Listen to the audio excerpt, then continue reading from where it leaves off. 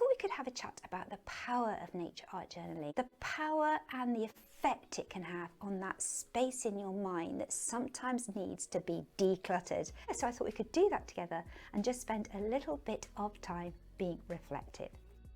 Well, welcome back. I went out to Dartmoor and I took myself and Robbie to a place called Hound Tor, which is an ancient monument in Dartmoor and the stuff of legends, because allegedly it was a place of inspiration for Conan Doyle, the writer of the Sherlock Holmes stories.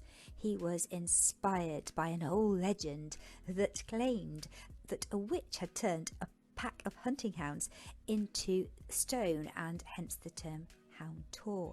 And this inspired Conan Doyle when he wrote his story, The Hound of the Baskervilles. So it's a place I like to visit because it has a lot of historical and literary connections and atmosphere. And on top of that, there's a deserted village there, a 14th century deserted village. And it's really inspirational for me, just in terms of the feeling it gives, the feeling it generates. So that brings me really to thinking about the first reason, because for me there are about 5 reasons why I am so inspired to draw, paint, collage in my nature art journal. So the very first reason has got to be the emotion that is evoked when I'm out in the countryside, when I'm at one with nature, when I can be with the elements. Being at one with nature, feeling the wind in your face, the wide open spaces, the peace, the call of the birds, the sheep, the sounds of water running, all of those natural elements really for me evoke quite strong emotions, and those strong emotions and feelings I like to hold on to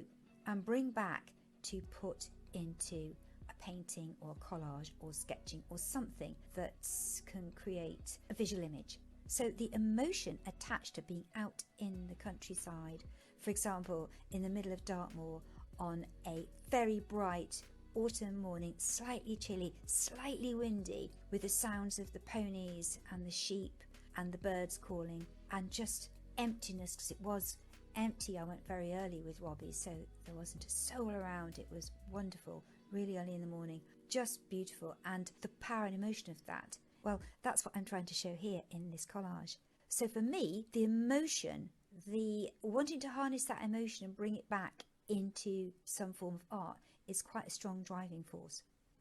I guess the second reason why I love nature art journaling as well is just the surprise element that when I'm out there I might see something a little bit unusual. And when I say unusual, I don't mean something so rare that it's a once in a lifetime opportunity.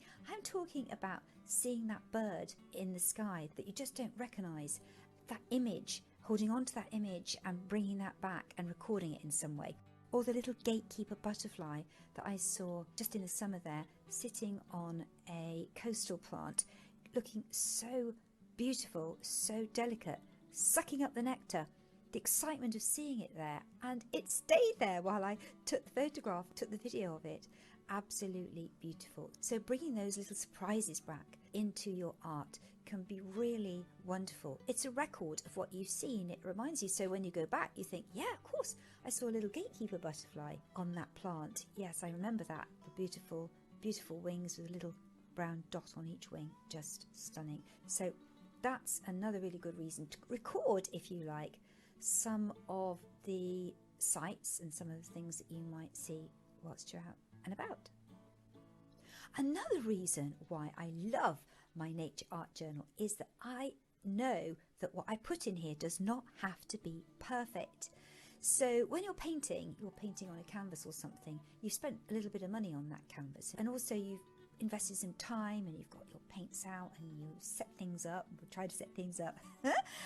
Whereas in your nature art journal, you can just throw any old thing down, and it's a bit like a mood board. So you've got ideas for maybe a part of a painting, or there might be an image or some words, because I love using little blocks and setting little words in there. So anything that might come to you creatively, using tissue paper, building up layers, different mediums, acrylics, crayons, and so on, all the different things you can do. You can experiment in that journal with a combination of different media, And that's really empowering because you can also experiment and practice. So at the same time as you're experimenting, you're practicing and trying things out and seeing what works and doesn't work for you. Another reason that's really important is practice. I just want to develop that point a little bit more, because the more you practice, the more you can just do a little bit every day, moving your hand around on the page, the more flexible you're getting, the more confident you feel with your brushstrokes. That's how I feel. It's almost like learning a language and trying to learn a new language. Practice, practice, practice. So for me, practicing in the journal makes me feel a little bit more confident. I try things out and I think that's not going to work, or I'll try something and I think, wow, that's surprisingly good. That's what I really like, the way that's turned out. I'm really happy about that. I'm going to have a go at that on my canvas. So it's just about having a go at things and working out what works and what doesn't work, obviously playing around if you like. And it's a safe place to challenge yourself. It doesn't cost much at all. Even a couple of pennies, I suppose, per page if you think about it. It's a cheap way to practice, but at the end you have a portfolio of all these little images of your trips out and so on and so forth. So in a way, it's almost a catalogue of where you've been, so you can remember, oh, I went there on that day, or oh yes, of course I saw that day. It was a really sunny day, or that day had a really moody sky. And I remember that, we got soaking wet. So yeah, it kind of prompts you to remember some nice memories.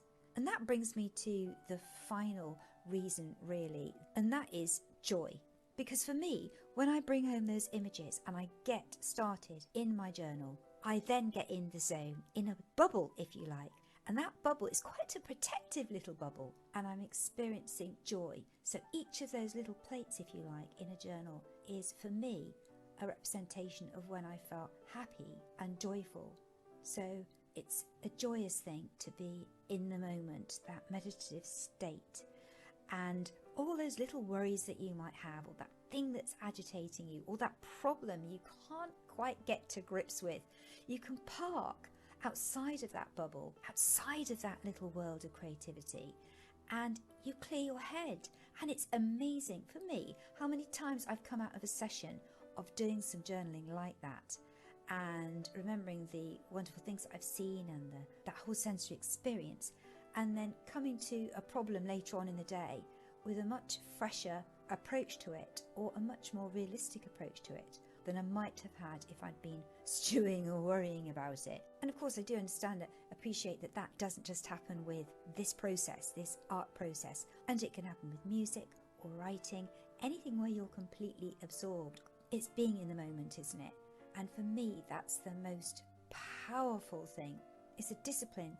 Like meditating, I'm going to get in the zone. I'm going to park all those worries, little anxieties, put them out there, push them out there. And then maybe later on in the day, once I've spent 10 or 15 minutes in the zone, I'll come to those worries and anxieties with a new approach, a fresh approach, an uncluttered mind where you can think more clearly, more logically. So yeah, for me, that's really powerful. Anyway, we've come to the end. There it is, my representation of my trip out to Hound Tour with Robbie in Dartmoor, and what a wonderful trip out it was, and the joy, I hope, shows in this collage. And my next little project will be to transcribe some of those ideas on this page into a painting, and I'm really looking forward to that. So I hope you'll come along on that journey. And if you've got any ideas about how powerful journaling or any other hobby or passion or interest that you have does for you, I would love to hear them. I really would. Keep safe, and I'll see you on the next one. Bye for now.